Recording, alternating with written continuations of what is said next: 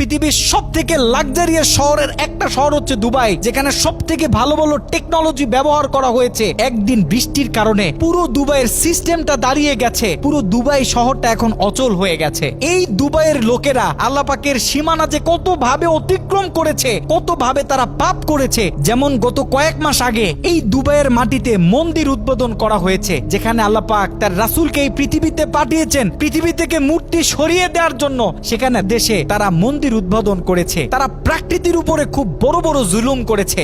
দেখেন বর্তমান সময়ে কোন দেশের আসমানে এখন মেঘ দরকার, কোন দেশে এখন বাতাস দরকার, কোন দেশে ঘূর্ণিঝড় দরকার, এটা তো আল্লাহ পাক সব থেকে ভালো জানে। এই প্রাকৃতিক বিষয়গুলো তো আল্লাহ প্রদত্ত, কিন্তু তারা ওই জায়গাতেও হাত দিয়েছে। তাদের যখন বৃষ্টির দরকার হয় তখন তারা আকাশে ক্লাউড সিডিং করে তারা বৃষ্টি নামায়। যারা প্রকৃতির উপরে এত পরিমাণে জুলুম করে তাদের উপরে আল্লাহ পাক আযাব দিবে না তো কাদের উপর আযাব দিবে বলেন?